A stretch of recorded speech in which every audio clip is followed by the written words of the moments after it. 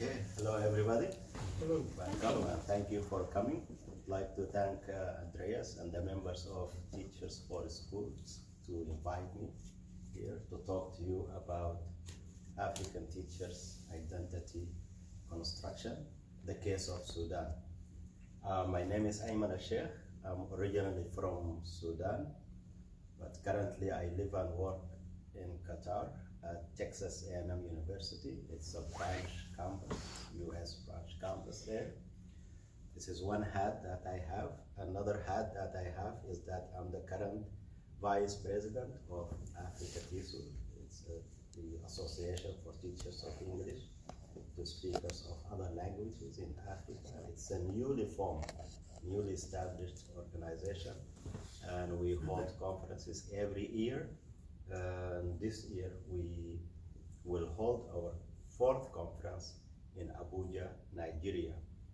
And I would like to take this opportunity to extend the invitation to you to come there and participate. We still have the call for papers on. The deadline is in 2 days, but we may extend it. So you will have more time to submit a proposal if you are interested. So this is the commercial part of my presentation. All right, so I thought I would present something that is relevant to the context of Africa. And I also would like to warn you that this is different from what Andreas before me presented. It's more like an academic presentation. I'm an academic, so I try to give academic presentations. But hopefully we will have some interactions so that we can reflect on the content of the presentation. So first I'm going to give you some basic facts about Sudan so that I set the context, because it is important to know the context so that you understand the rest of the presentation. In addition, the presentation is based on a study that I conducted a couple of years ago. So I will walk you through the steps of the study, show you the research context, research setting, as well as the literature, methodology, findings, and finally conclusions and implications. Okay. All right, so basic facts about Sudan. If you don't know where Sudan is, it's located in the northeast of Africa. I had lunch this afternoon with a friend of mine. After we finished lunch, he ordered me a taxi to go back to my residence. And the taxi driver struck with me a very intellectual conversation that I was not expecting. He asked me about where I was from, told him from Sudan. It was like, oh, is that near Aswan? Aswan is a town, city south of Egypt, and it borders Sudan. So northern Sudan and southern Egypt are very close to each other. And then we started talking, and somehow the conversation moved into very political concerns in Africa. And he was of the view that what is happening in Africa now is all colonial aftermath. And I was like, wow, dude, I'm giving a presentation tonight and I will talk about something similar. Do you want to come? He said, well, I would love to, but I have to work. So this is Sudan. This is the geographical location of Sudan. And I'm sure you are aware, in 2011, the southern part of the Sudan separated from the north part. So they are two different countries now. So history of Sudan, it doesn't start in 1898, but for the purposes of this presentation, I put there 1898 to 1956. That's when we underwent the Anglo-Egyptian colonization of Sudan. This is a political history. After the colonization, we went through a couple of democracies, but the majority of the rule and the governments, successive governments, have been military dictatorship governments. And the current one has been there since 1989, and I'm sure you are aware of the demonstrations that have been going on in Sudan. And so was the taxi driver, and he actually told me that, oh, they killed the teacher there. I was like, wow, surprising. You know that there were demonstrations and there was a teacher who got killed because he was revolting against the regime. In terms of economy, we depend mainly on agriculture, mining, and we mine for gold as well as oil. The gross GDP per capita, this is the figure that is published, but I doubt the credibility of this figure. I believe that it's much lower than this one. In terms of society, we have 19 major ethnic groups and over 500 subgroups. So it's a very diverse country. Languages spoken there are well over 100. However, the official languages are Arabic and English. I'm sure you are also aware of the armed conflict that took place in Darfur, and it's still ongoing since 2003. So this paints a picture, briefly speaking, about Sudan. It is political history, economy, as well as society.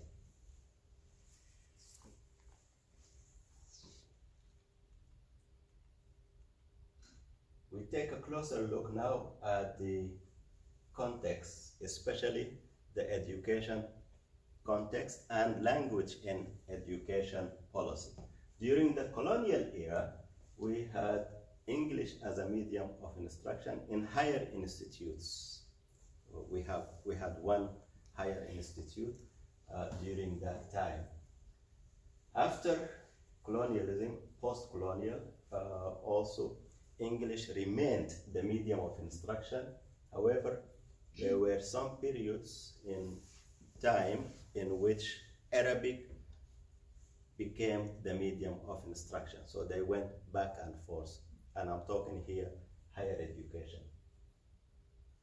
In the 1990s, when the current regime took over, they announced wide and large-scale educational reforms, and one of the tenets of this reform is the Arabicization of higher education, meaning that Arabic would become the means of instruction. Another milestone in not only in the education system but the political arena is the peace agreement that was signed with the South, because as you know, we had a civil war going on there since 1983, and in 2005 they reached an agreement, and that agreement, one of the articles stipulated that both Arabic and English become the official languages, not only of the government, but also education. In addition, other indigenous languages can also be used for purposes of education. But that part did not materialize. It was only on paper. So English and Arabic were the languages that were used in education. So what is the current status of English in academia? It's in some universities, it's used as the medium of instruction. In many universities and many schools, it's a subject, and some scholars in Sudan use it for research purposes as well. As I mentioned previously, the different national governments central government and state governments. They do some dealings with in English. In the media, not so much use of English in the media. On TV, there is, for example, English news, but that's all they have in TV, especially national public TV. The use of English is limited to the internet. That's where more people use English. And one or two newspapers are produced in and written in English. So this is the current status of English in Sudan. So let's pay a closer look to the to education in Sudan, how it is run, as well as the educational ladder. So the Ministry of Education in Sudan is responsible for public education, whereas the Ministry of Higher Education is responsible for higher education. Educational ladder, we had three. We went through three educational ladders. The first one during the colonial period, and shortly after that, 4 plus 4 plus 4, 8 years of English were offered in that early educational ladder, and it started from 5th grade, that is about 11 to 12 years old, and the total number of hours taught were 1,920 hours a year. And then in 1969, we had another military coup. One of the educational policies they instituted was the change of the educational ladder from 4-4-4 to 6-3-3. 6 primary, 6 intermediary, 6 primary, 3 intermediary, and 3 high school years. As you can see, that reduced the number of years dedicated to English from 8 to 6. And English started in 7th grade instead of 5th grade. Also, the number of hours was reduced 1,440 hours per year. In 1990, up to now, the education ladder has become 8 basic school and 3 high school years. Okay. English started, so 7 years of English in total. It starts in 5th grade, and the hours per week in 5th and 6th grade are 2 hours. However, when you go to 7th and 12th grade, these hours increase to 4 hours per week. So as you can see, English has become a subject, and this affected negatively the outcome of the language. So it contributed to a lot of deterioration in the proficiency of the students. And this is important to know so that you can relate later on this information to the study that I will share with you. So what is the setting of the study? I've conducted this study at a 4-year EFL teacher education program. That's a program where the students study to become teachers of English. And the curriculum of this program consisted mainly of 1 year of language skills. When the students first join the university, they study 1 year of language to improve their proficiency. And then the 3 years following that, they study different courses in literature, linguistics, applied linguistics, as well as 1 course in ELT methodology. Teaching there was traditional in the sense that the professors lecture and give the students lecture notes so they can study and pass the exam. And the situation is not very different in other colleges as well as teacher training institutes. Teacher training institutes, these are the institutes that train in-service teachers. So the objectives of the study were mainly two. The first one is to uncover how Sudanese EFL pre-service teachers construct their professional identities, and the other one is to take a closer look at the nature of these identities. This is some of the theoretical and empirical literature on identity. A lot of scholars argue that identity is not fixed, it's not monolithic, it's multiple, it's a site of struggle, relational. That means it depends on the person and the other and the relationship that we form with them, as well as negotiated. So identity could be negotiated. Other scholars, James G. talks about identity as discursively constructed. That means we construct who we are when we speak or when we write. We can give a sense of who we are as we speak. So now I'm speaking to you, I'm giving you a formal academic presentation. I'm projecting myself discursively as an academic. Yeah? So this is an example of discursive construction of identity. Another line of research argues that identity is the process of building personal professional knowledge. So when we go to teacher education, teacher training institutes, we learn to become teachers, right? So we receive knowledge so that this knowledge helps us to perform the job of teachers. So this is connected to who we are as teachers. What we learn shapes our identity as teachers. Another line of research recognizes the sociocultural and political context of identity. So this line of research gives more attention to where teachers work, right? They work in schools. Schools are part of communities. They work in schools. Schools have hierarchies, right? And these hierarchies form the political context of who we are as teachers.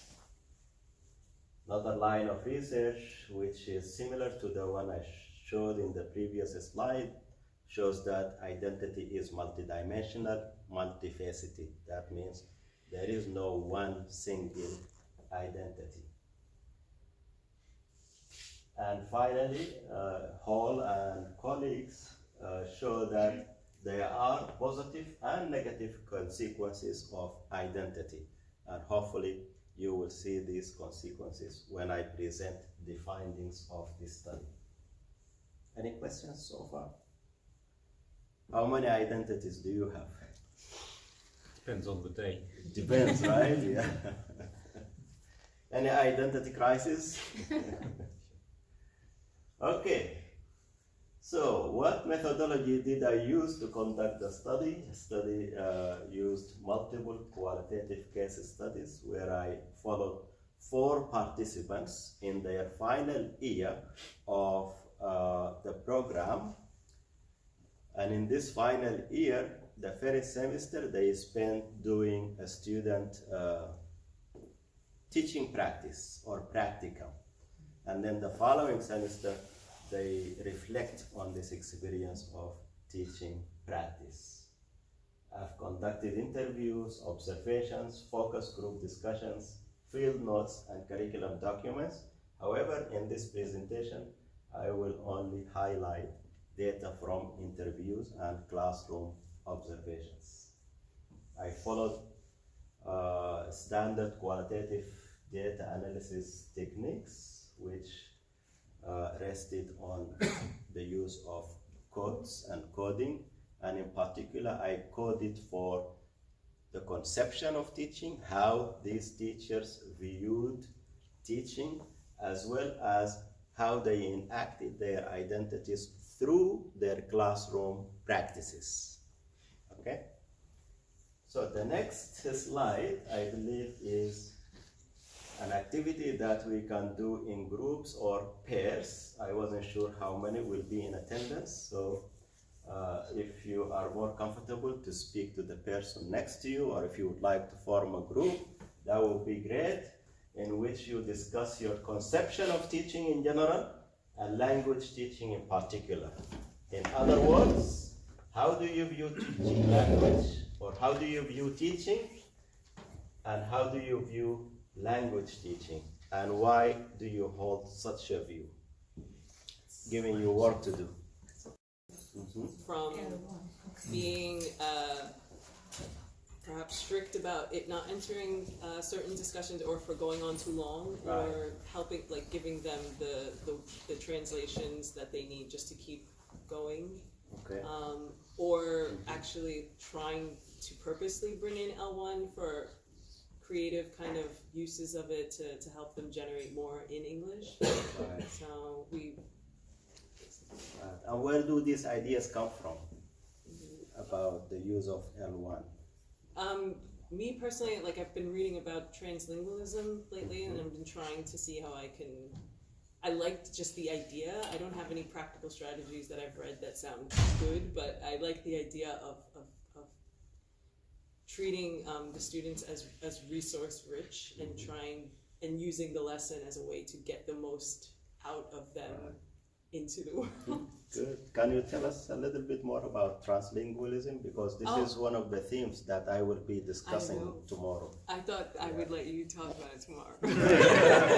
Okay. Just the little I know about it is that for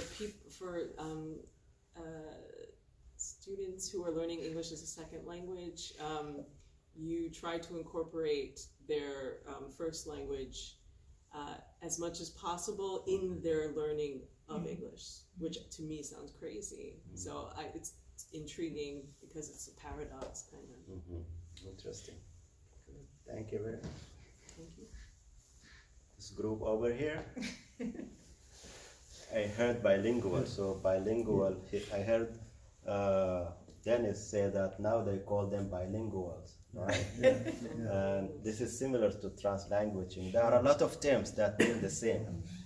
We saw that we know of lots of several different types of school here in Germany. For example, in Berlin there are several really bilingual schools where they have a teacher who is German and a teacher who's Italian or Russian or whatever.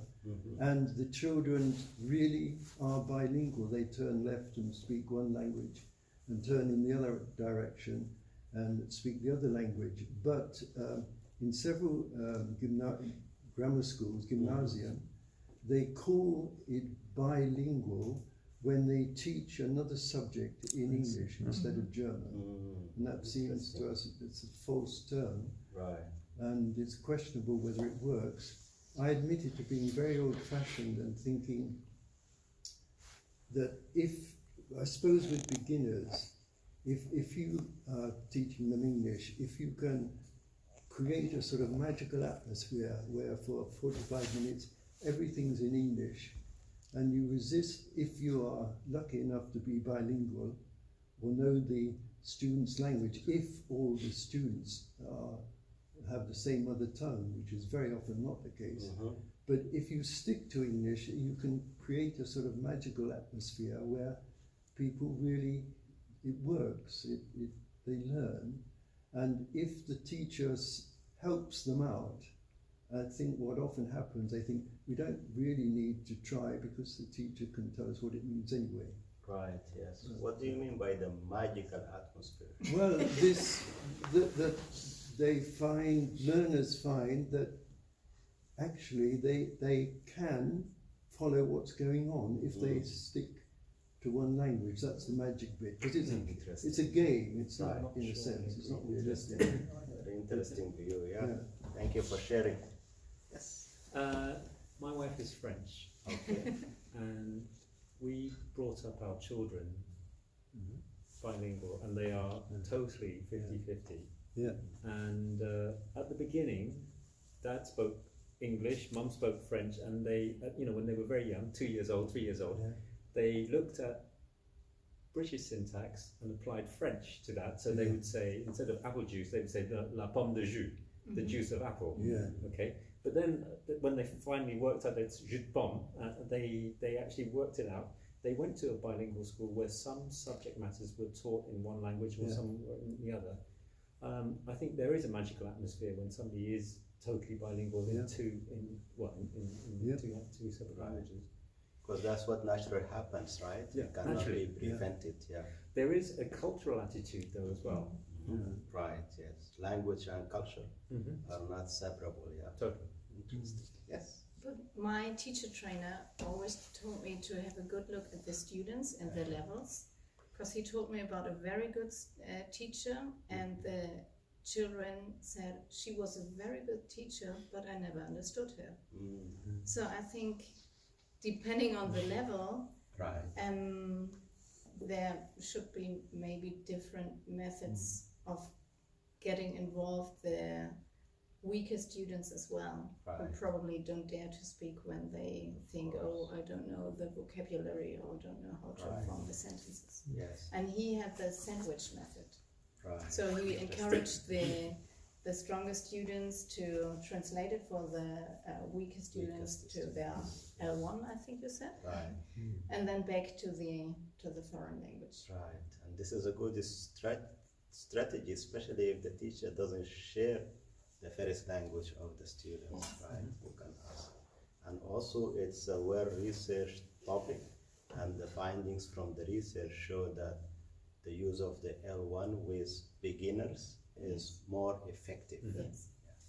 Yes. Good. I just wanted to add that I think I've just speaking to Andres. In my opinion, people's personalities change when they speak a different language, and when they go back to their L1, then they are. If you meet them in the corridor talking to somebody else in their L1, then you notice this difference, and when they're in the class, then they're not completely different, but certainly there's a marked difference. I thought your example of Germans going to Scandinavia, Scandinavia, German learners, that's right. Where they swap from the German formality of using Sie to when they speak English, they're on first names, and then when they come back from Scandinavia from doing business, and they're back to Sie again. I found that.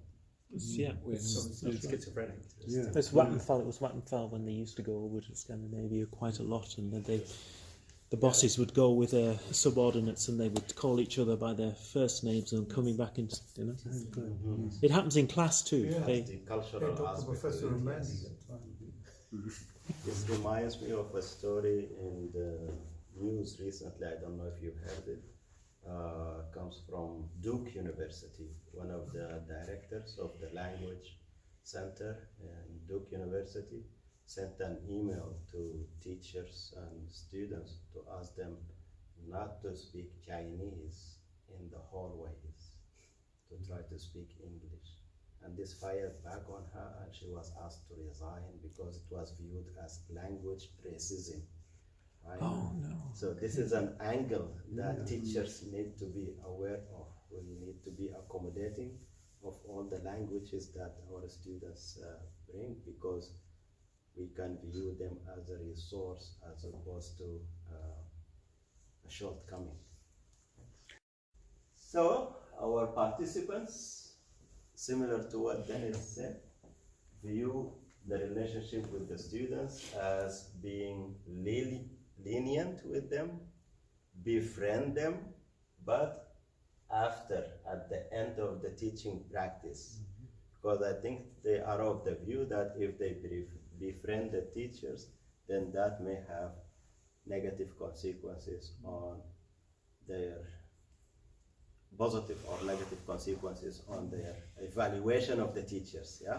Because the closer you are to the teacher, maybe the better grades that you have, and that also depends on the context. Maybe it's not applicable in the Western context because teachers and students are viewed from like an amicable point of view. However, when it comes to grading, this friendship will not factor into how students are evaluated. Awad told them that they could correct them. That means he is open to students correcting him if he made mistakes, so that he is not the sage on the stage, meaning that knowledge is co-constructed, yeah, and the teacher can make mistakes, the students also can correct. And he also uses the terms big brother or uncle.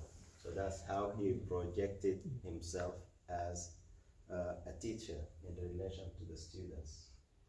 However, Fatima saw herself as an authority figure. Now it is better than when we first came here. Before, they did not respect us. When they first came to teach them, they were not respecting them. Maybe because they saw them as close to their age. They are in 4th year of college. They saw them close to their age, so that may have contributed to how they viewed them. And she compared herself with the other teachers, regular teachers in the school, that they all come to the classroom with a cane. So that means you have to show that you are the authority in order to be respected. Otherwise, you will not be respected. And again, this is very different from Western context, for example, and it gives you a sense of how these African teachers develop their teaching identity in relation to their students, in relation to how they manage their classes, so on and so forth. I will skip this one. Maybe later on during the question and answer session, you can reflect on this, how you compare yourself with teachers in Africa vis-a-vis identity construction, identity development. But some conclusions to take from this study is that identity is discursively constructed, because all of this happened through talking as well as writing. So this is the discursive construction of identity. And it happened through the discussion of how they understood, how they viewed teaching, as well as their classroom practices, such as classroom management, the use of L1 versus English only, as well as student-teacher relationships. So if we view teaching and learning from the lens of identity, I think the outcome will be a more positive one. And that's what identity scholars argue. They argue for using identity as a lens to analyze classroom practices. They are definitely positive and negative enactments of identity when it comes to being an authority, using a cane, smacking your students. These are negative identity enactments, but positive identity enactments relate to viewing the students as friends, also acknowledging that teachers make mistakes and it's okay for the students to correct them, so on and so forth. And there are certain consequences on students' learning. So if we exhibit negative identity in the classroom, that will affect student learning negatively, and vice versa, right? So what are some implications for teacher education programs? The $1 million is how to make teaching attractive, right? In our context, in Sudan, what I suggested is that perhaps, since translation is seen as something lucrative, offer a course or two on translation within the teacher education program, so that they feel more empowered and they feel like they will have more opportunities other than teaching. Also, because from my observations, I saw that their teaching needs to be seasoned a little bit. So instead, or in addition to the idea of the practicum where they go to schools to do their student teaching, maybe establish tutoring centers in the university and assign the students, some students from the community to tutor so that they enhance their teaching skills. And perhaps reward them with a little bit of money, give them like a scholarship when they do that. And we think of other income generating initiatives, because there is this idea that teaching is not financially rewarding, and therefore I'm not going to be a teacher. And when doing this study, I was reflecting on my own experience as a student teacher when I went through the program, and I did not want to become teacher. So I identify with their stories. The level of English proficiency is low. Therefore, I suggest within the teacher education program, maybe establishing some initiatives for ongoing L2 proficiency development. Again, the teaching is not very modern, I would say, or innovative. They follow very traditional teacher-fronted activities. For example, open your textbook, page 15, okay? Student A, read. Student B, finish the reading.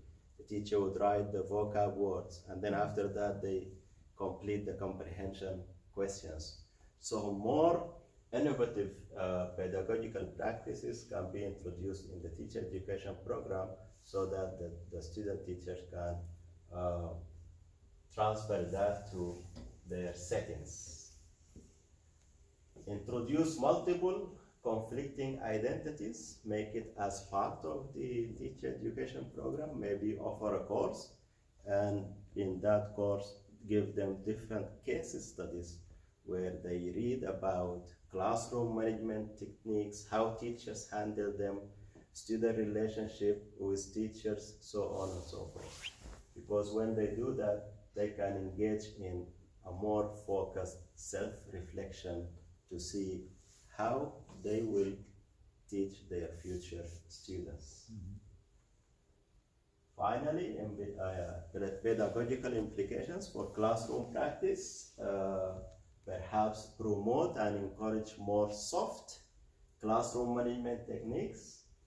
Also, develop some strategies for teaching large classes, because a lot of these issues, especially classroom management discipline issues, emanate from having large classes.